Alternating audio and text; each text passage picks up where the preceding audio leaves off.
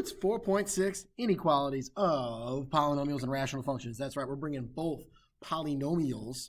That's Officer Gregorio's favorite math word, polynomials. If you see him in the hallway, be like, yo, Officer Gregorio, polynomials and rational functions. All right, I'm pretty psyched. It's game day, Thursday, Bears, Thursday night football. This is not going to make sense if somebody's watching this a year later, but whatevs.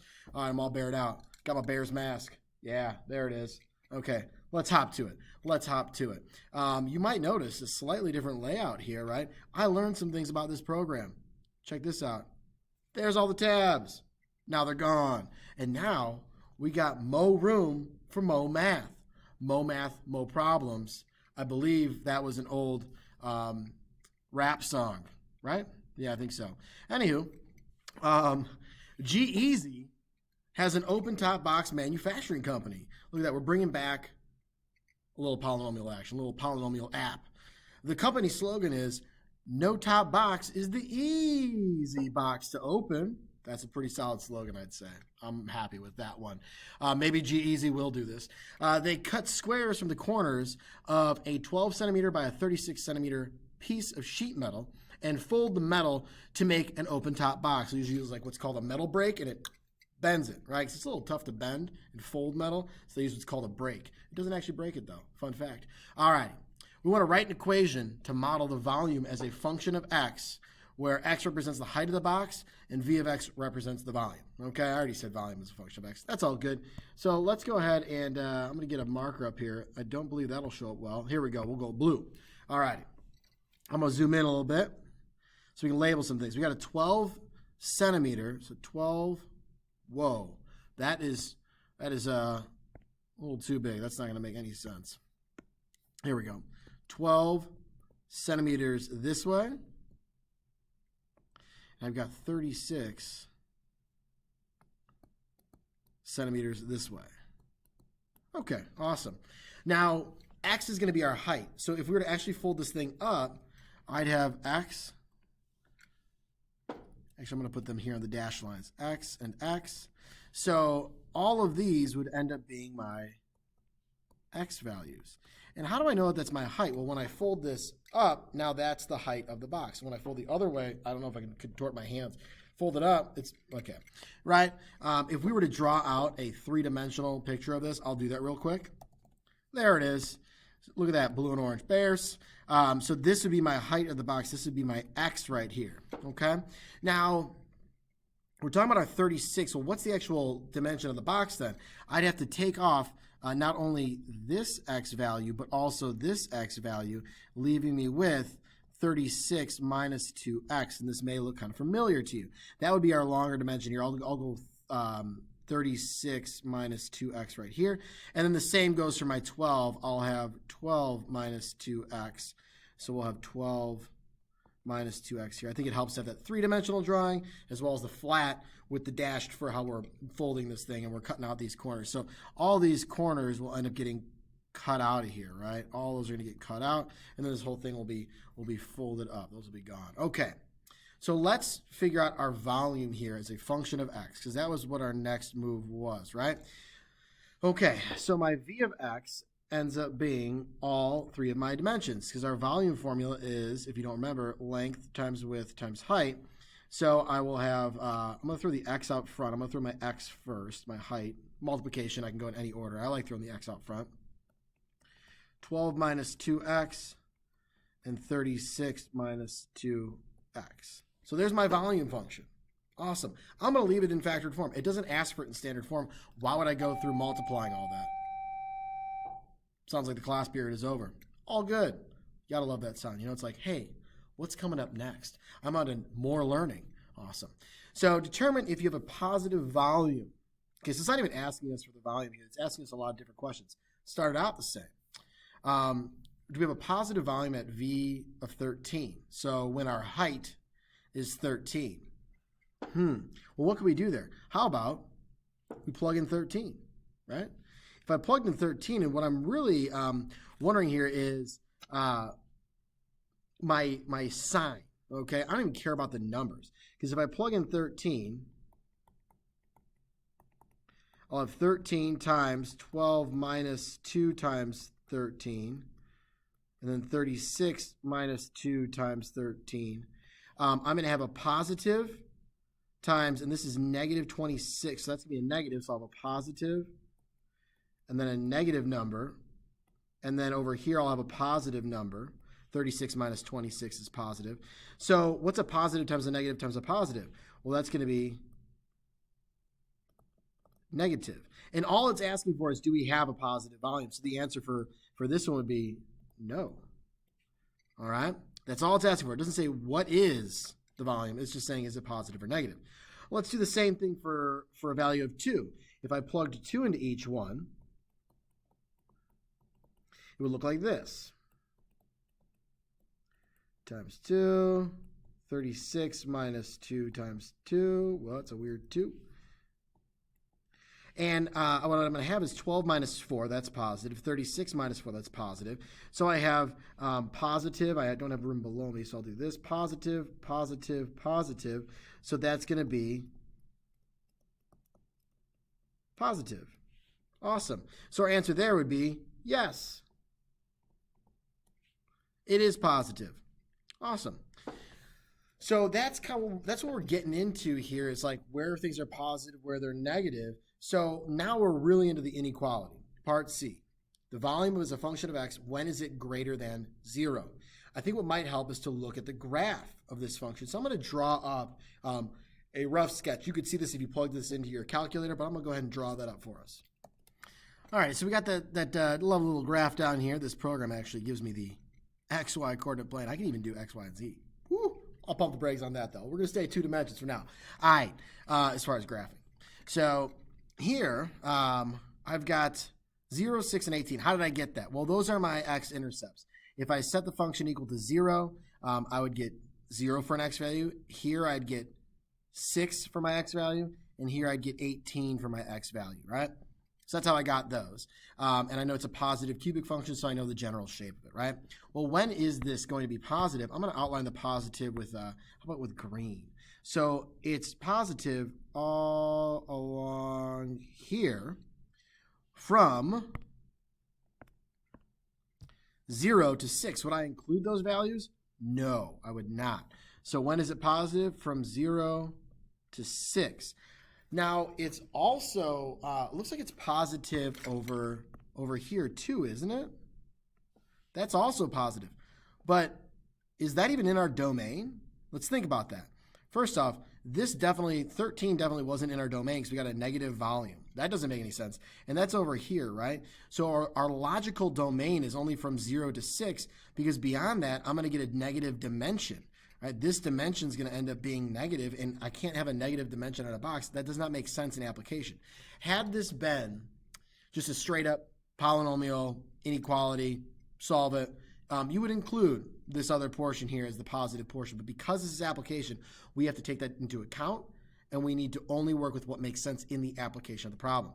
So that is our only solution there, which could also be written as, it could be from 0 to x to 6 as an inequality. Either one of these is fine. This is our interval notation. Generally, my math lab, if we're doing homework in there, it uses that form. Okay? Awesome. That was a pretty fun problem there. I'm a big fan. Love me some application, but let's continue. Sorry about the jingle jangle of the keys. All right, we're going to solve some more polynomials. This one we're given the graph for the first one here, right? We got this lovely one. It says, when is f of x greater than or equal to 0? Well, that would be on this portion of the graph and this portion of the graph. So that would be when x is less than or equal to, right? Because since it's equal to 0, that means we need to include when it's on the x-axis. So we have, or equal to, and it'll be -3. And then we'd also have from x, it would be x is greater than or equal to +4. Another way we could write this would be from -infinity to -3, parenthesis, bracket, and then from 4 to +infinity.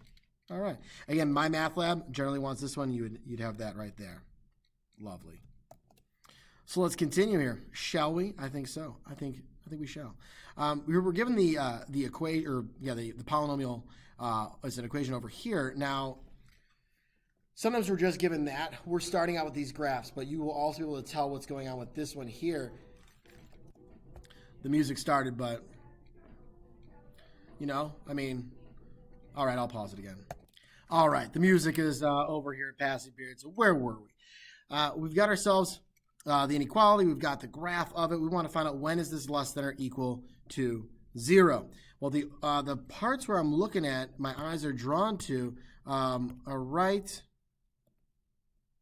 here when it's below the x-axis, right? But pay close attention. It's also equal to 0 there at -5. Okay. So what are these points? This is at -1 because that's important, right? This is at -1, +1, and +3. So let's write up when it's less than or equal to 0. So it's when x is equal to -5, and it's when it's between 1 and 3, including those numbers.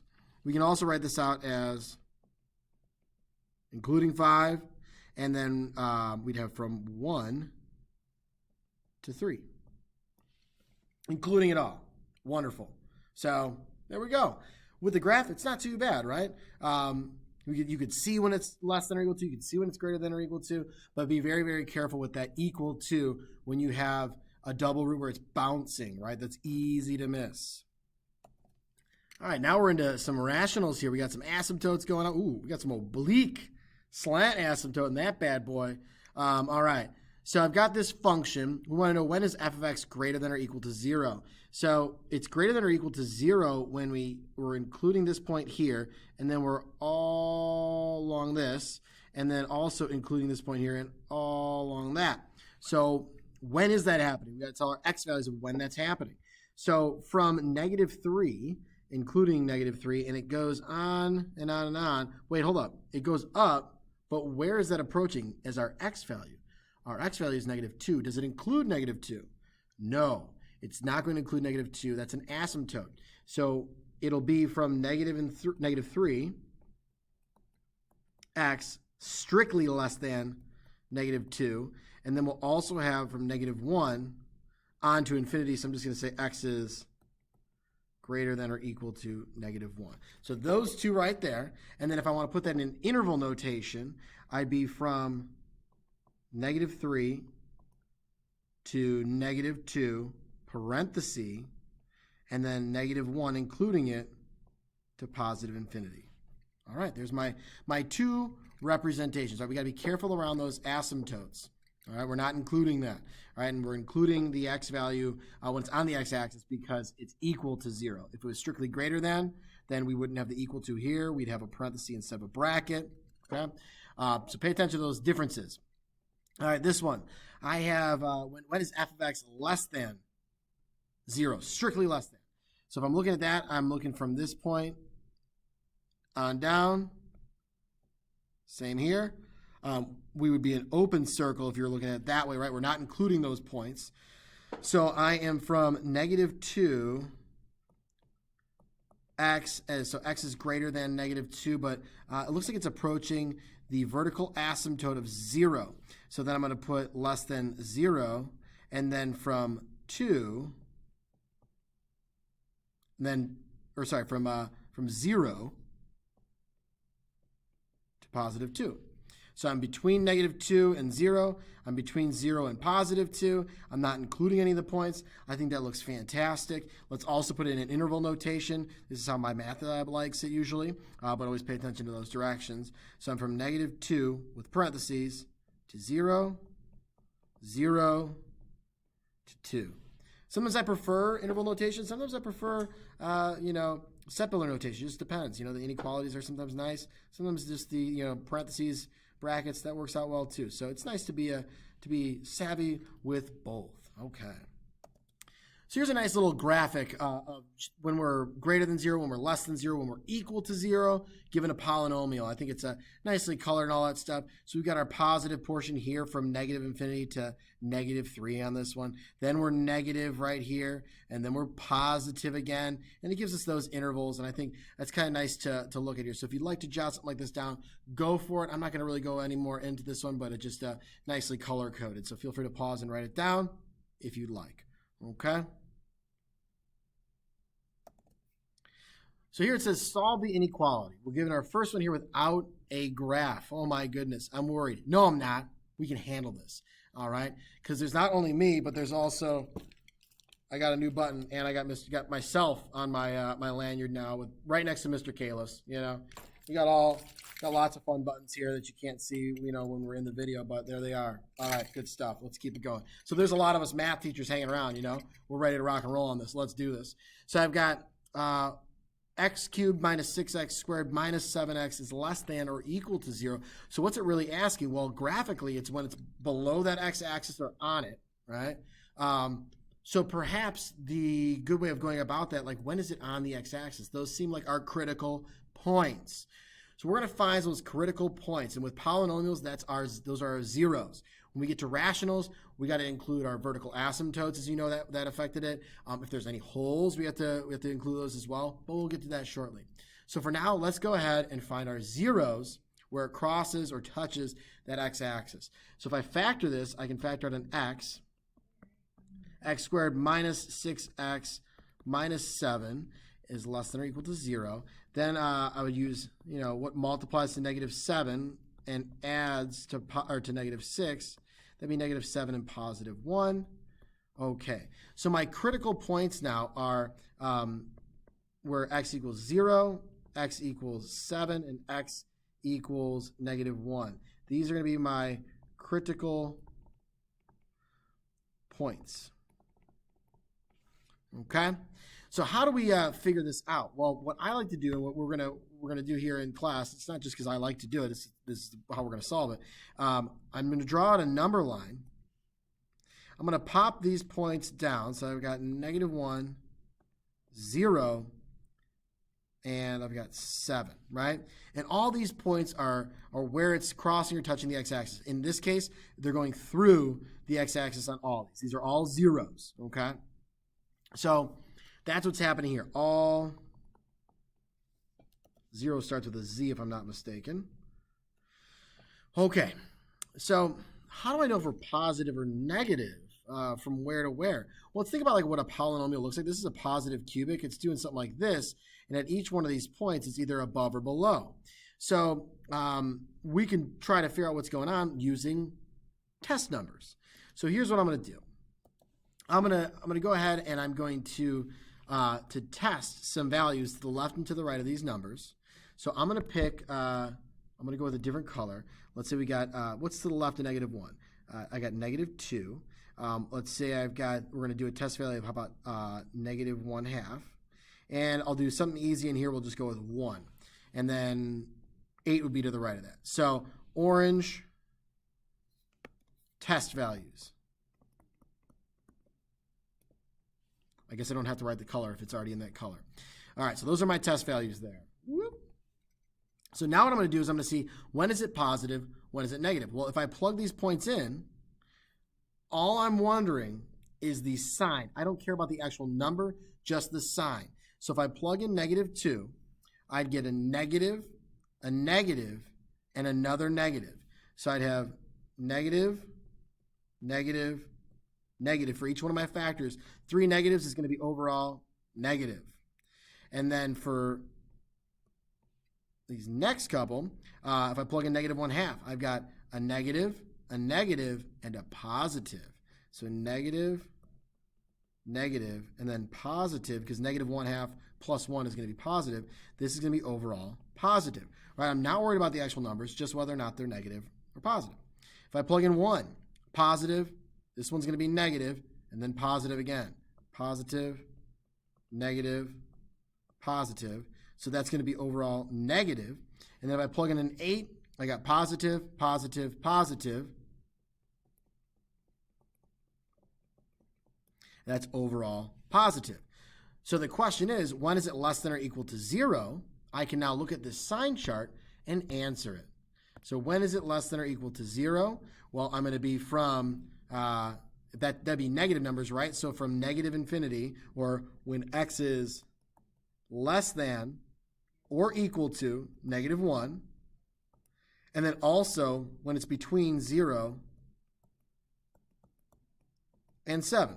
That's where I've got my negative values, right? And in interval notation, that would be negative infinity to negative 1. And then from 0 to 7. Awesome. You could plug this in the calculator and take a look at the graph and find your zeros, but it's really the same kind of idea. This sign chart is going to be super helpful when maybe those graphs are a little bit harder to grab, or it's a little hard to find those intercepts. So I think the sign chart, super duper helpful. All right, wonderful. Let's keep it moving. All right, quick question about whether or not the function is positive or negative given an x value. How about f of 5 on this graph? 5 is right here. Whoop, we're somewhere up here. That is going to be positivo. How about negative 5? Well, negative 5 is over here, so our graph is way down here. Negativo. How about f of 105? What? I don't even see that, but I know that it's an x value over here, and based on this being a quadratic, right? It says the function right down there. A quadratic, I'm going to be way over and down. That's going to be negative as well. Nice. Nice quick example. Let's keep it moving. Let's keep it grooving. Polynomials and rational inequalities. So we already went for that sign chart, right? We just went for it on that one because it's just fun. You know, it's like, oh, you know what? Let's learn something new. But for those of you that are step-by-step people, right? Step-by-step, day by day. Here we go. Draw a number line. We did that. Find the critical points. Remember, we referred to those as critical points. That's our zeros, domain restrictions. We got our holes, vertical asymptotes, all the good, right? We're going to mark them on that sign chart, on that number line, and we are going to notate what they are, because how it behaves around a vertical asymptote is different than when it crosses the x-axis, and it's different than a hole, right? So they're all a little bit different. We're going to pick our test points like we did, and then we're going to test those positive and negatives, right? And then we'll finish it out by stating the interval. So if you want to take a moment to write this down, you can pause the video. I'll give you a chance right now, and then we'll continue. Here we go. We got to solve this algebraically. So we're going to be using our sign chart. Let's see here. So we've got x minus 2 squared and x plus 7. It's already factored for us. How wonderful. So my critical points are would be x equals 2, and then also x equals negative 7. Or we can just say 2 and negative 7. How about we just go with that? 2, negative 7. Those are going to be my critical points. So I'm going to create a number line.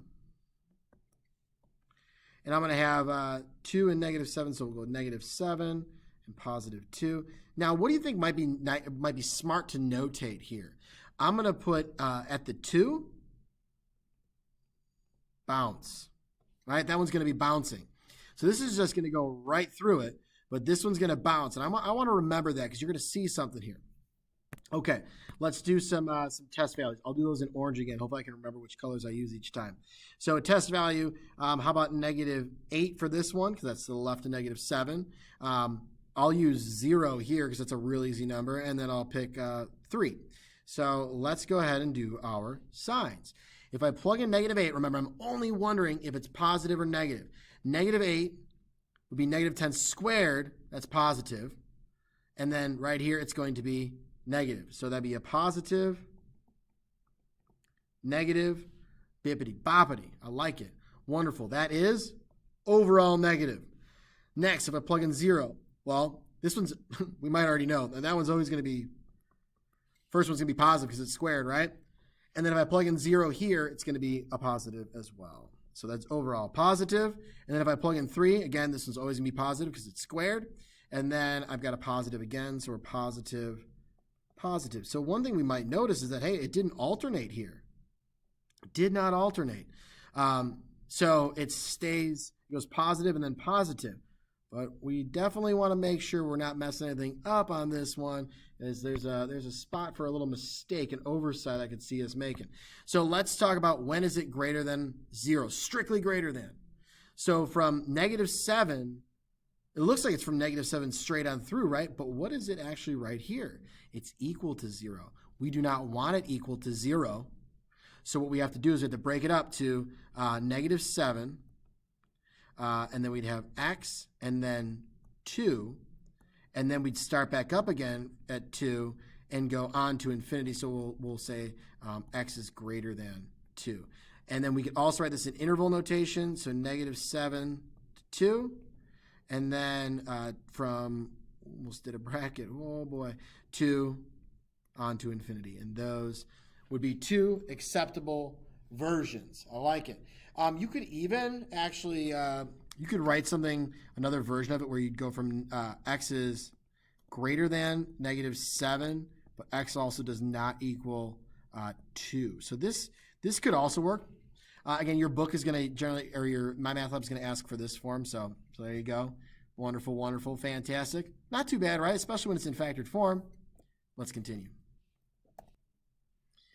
Okay, solve the inequality algebraically. Now we have ourselves a rational. I'm pumped. All right, so the first thing I want to do is I want to factor, right? That's what we do with our rational functions. We always start with factoring. We would do that with our polynomials as well if they weren't already in factored form. We've been lucky so far. So I'm going to have x times x minus 2 over x plus 4, nothing to do down there. It's greater than 0. So now my critical points, I'm going to have, let's see here, I'm going to have zeros. Maybe I'll even jot that down, zeros. We're going to have that at 0 and positive 2. We're going to have a vertical asymptote of x equals -4. Anything else here? No holes. So I think we're good. Let's toss that all on a number line now, shall we? So we got -4, and I'm going to put vertical asymptote. We got 0, and we got 2, and these are just zeros. Maybe I'll even put 0, 0. And remember, if it was a multiplicity of 2, then we want to put bounce there. So we're alerted to that. Let's do some test realities. We've been doing those in orange. So I'm going to pick numbers to the left and to the right. So how about -5? We've got -2, 1, 3. Wonderful. And again, you could have picked -3. You could pick -1. I mean, I don't know why I picked -2. I'll go with -1. That sounds good. Smaller number to deal with. Right? You could have picked 100 over here. I don't know why you would, but you could if you wanted. I find it easiest to put it into the factored form. So let me draw some lines here to keep everything nice and organized. Actually, didn't need to be that drastic of lines. Okay, for my -5, I'd have a negative. Right, here's negative, here's negative. So I've got negative, negative over negative. That gives me, well, 3 negatives would make it a negative. If I plug in -1, I've got negative, negative, positive. So negative, negative over a positive. Well, the numerator is now positive over positive. That's overall positive. And then I got 1. That would be positive, negative, positive. Positive, negative, positive. So that's overall negative. And then if I plug in 3, I've got positive, positive, and positive. A lot of times these all positive ones are easier to remember without jotting it down, but I'm going to be consistent with that. And we got positive. So this one does alternate. So when is it greater than or equal to 0? So we're really looking at these positive areas here, but we got to be careful with how we are answering this. And we'll once again do it with inequalities as well as interval notation. So let's go for it. Vertical asymptote. So although this is positive over here and it's going to be whoop, it can never equal -4, so we cannot include the -4. So we would have -4x, and then it would be including our 0 here, because it is a 0, right? And it's equal to 0 at that point. And then I would also have from 2 on forever. So x is greater than or equal to 2, and I would include the 2 because it's on the x-axis. It is equal to 0 at this point. It's not equal to 0 right here. This is a critical value. This is a vertical asymptote. It's either approaching positive or negative infinity, but it's not going to be ever touching -4. So that's 1 acceptable, or we could go the route of -4 to 0, including 0, and then from 2 to positive infinity. Nice. Alrighty, so we jot down what kind of critical points they are, so that way we take care of that in our inequality or in our interval notation there when we're answering the question. I love it. This is fantastic stuff. This is a great way to spend a Thursday for Mr. Allen. All right, let's do another example here. This one looks a little more complicated, right? So let's see here. What are our critical values? Well, I've got a vertical asymptote down here. Got some zeros, some multiplicity of 2. So our x values, let me go back to that blue so I can be consistent here.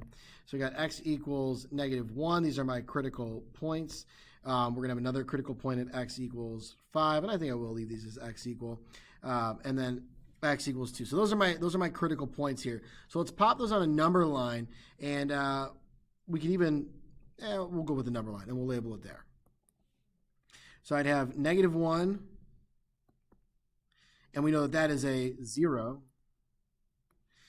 We've got at positive 2. That is a vertical asymptote, and it is to a power of 2. So we're gonna see something interesting there. And then we've got a 0 at 5, 0, and I'm gonna put bounce. Okay. If you remember, with a multiplicity of 2, with a vertical asymptote, they're either both going to negative infinity or they're both approaching positive infinity. So that is that's something to watch out for here with this one. Okay, so let's do some test values, shall we? I think we shall. I've got, how about -2 over here? 0's in here. That's an easy one to work with. I'll go 3 and then 6. Okay, and then I'm going to pop down some lines there, and let's get to work. If I plug in -2, I've got a negative right here, right? And then, these are both going to be positive because they're squared, and they're always going to be positive. Sometimes I look at myself in the corner there, and then I'm like, oh yeah, I can look up at the camera. So that makes this pretty darn easy if you ask me. So I'm going to always have a positive and a positive here because those terms are squared. So check this out. You ready? I'm going to take all of this. I wonder if I can do this. Maybe not. But I can just rewrite it. I'll just do that. Okay. I'll pause. Okay, so there we go. We got a squared term. We know it's going to be positive. Yeah, the inside might be negative or positive, but I'm squaring it, so it's positive. So now we can just focus on the other one. So I know this is negative. If I plug in 0, that's going to be positive. If I plug in 3, positive. And if I plug in 6, positive. So what are my overalls? I got negative, positive, positive, positive. All right. When is it less than or equal to 0? I'm only dealing with this sitch right here, right? Okay, yeah, I'm totally just dealing. Oh, wait a sec. I have a 0, which means it equals 0. So be careful. Okay, let's do this then. So it's going to be, let's see here, when x is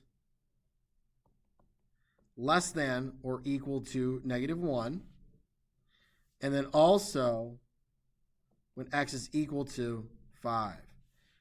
Nice. Nice. You always got to be careful with those, right? Now, it's not going to be equal to 0 here at the vertical asymptote. Remember, it's going like, whoop, because it's positive and positive on both sides. It's going to be up. And then what about interval notation? So this would be from negative infinity to -1, and then I'd have just the 5 there. Boom. Done. Like it. Nice. Awesome. Fantastic. Excellent. All righty. We got ourselves another application problem that I spiced it up. All right. We got 2 Chainz has quit the rap game to open up a jewelry store named Chains by 2 Chainz. The company slogan is "So much ice, you need to wear a jacket in our stores." Man, I like that slogan. I like it a lot. 2 Chainz is a numbers man and has calculated the daily profit P is related to the number of clerks working that day, C, according to the equation P of C is equal to negative 25C squared plus 300C. What is the interval for the number of clerks to keep a profit? Meaning, when is this company profitable? Because if you employ too many people, right, you can employ people to like keep up with demand, right? People want chains, 2 Chainz. They want that jewelry. They want that ice. But if you've got too many clerks working, now everybody's just standing around, you're paying people to do nothing, right? So we got to have a balance. That's why 2 Chainz made this wonderful little formula here for us. And we want to find out when are we going to be profitable. Well, profit makes me think, I'm thinking money. I'm thinking dollar bills. So I'm going to go green here. And we're in this portion of the graph. Barely started out rough there. Let me try that again. I wonder if I can get it. That's a little better. Whatever. Okay, we're going to leave it there. So there's my profitable area, right? That's where I'm going to be making money. Most money. But again, remember, guys, mo money, mo problems. So let's see here. What interval will we be profitable? Well, from nobody working to, and we don't want to have no one working because then we aren't making money. So I'm going to leave that open. And it looks like at 12. And I'm going to leave that open too. Why would I leave that open? Well, at the x-axis there, my profit is 0. That's not profitable, right? I want to keep a profit, so I need to be positive. So I'm going to be from, I don't know why I put 12 there. This should be a 0. So from 0, so we can go from 0 to C, that's how many clerks are working, to 12 clerks, or we can write it in interval notation with parentheses. Nice. Okay, I like that. That's good stuff. So anywhere between 0 to 12 clerks, so really from like 11, if we're thinking in a like actually hiring people or having people working, we'd be from 1 clerk to 11 clerks, right? Because you're not going to have half of a clerk working, right? Like they just, hey, I'm here for half of it. No, it doesn't work like that. So we're going from 1 clerk to 11 clerks is where we're going to be profitable. From 0 to 12 is what it looks like on the graph. Okay, nice. So again, this would be our really mathy math answer. And then in the application aspect of it, of thinking of like whole persons, that's where we're like thinking application. Now this next one says, for what intervals is P of C going to have a profit greater than $500? Well, how about we put in the $500 mark?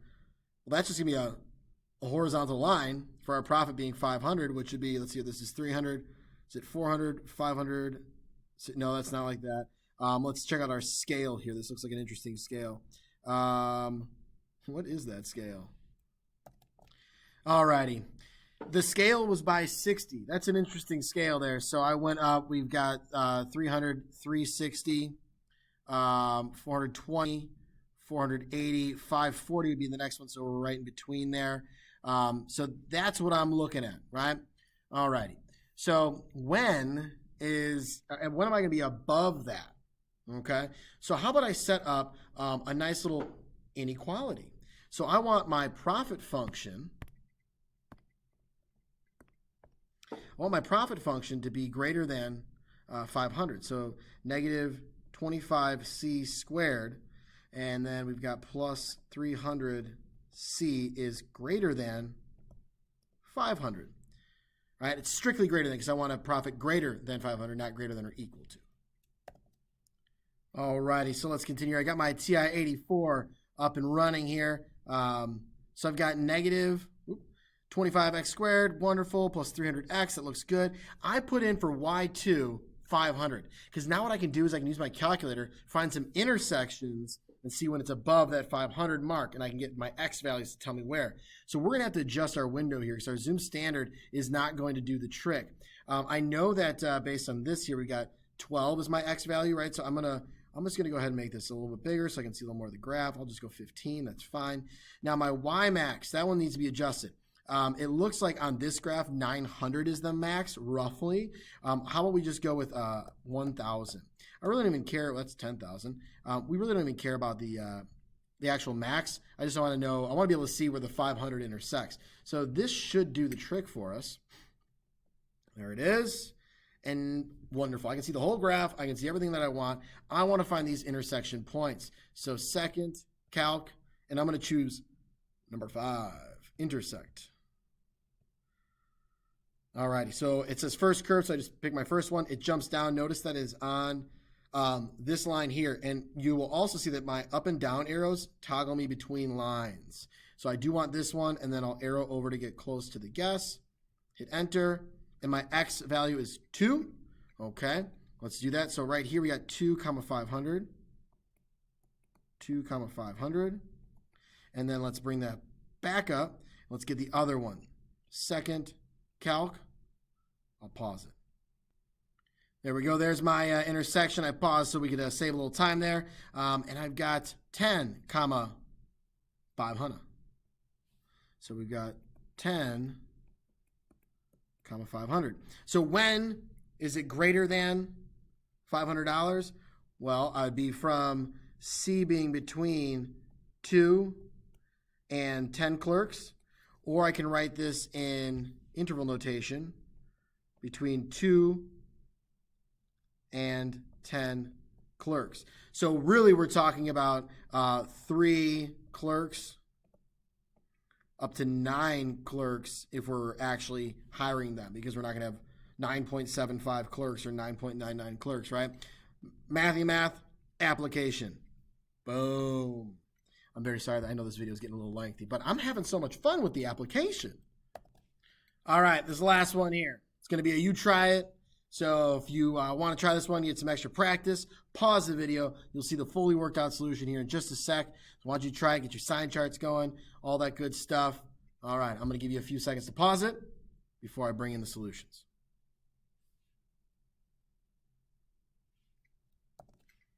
All righty, and here we are. So we got our zeros. We do have a double root, right? This right here is a 0. This one's a 0 as well. And here we have that bounce, 0, bounce, right? It bounces at that one. So that's where we get the positive, positive. Now, if we were to write this in interval notation, we would have negative infinity to -1, bracket around the -1, and then from 1 all the way up to positive infinity. We don't have to skip over this because it is equal to, right? So we don't have to worry about that one right there. Remember, these are tests. These are our test values. This would be like what we did in the orange, right? These were our test values. Sorry, not those. My apologies. These were my test values. We picked these to see if they were positive or negative. Sorry, I'm circling the wrong ones. There we go. Test values. Could have used 3 there. But as you can see, these are the ones that they circled, the positives. I like it. It's awesome. I hope you guys enjoyed it. I know I did. I apologize for the length. You guys have a fantastically wonderful day. America, freedom, rock and roll, Costco. River Dog Jenny on the gram. Make sure you're following her. River Dog Jenny. Instagram.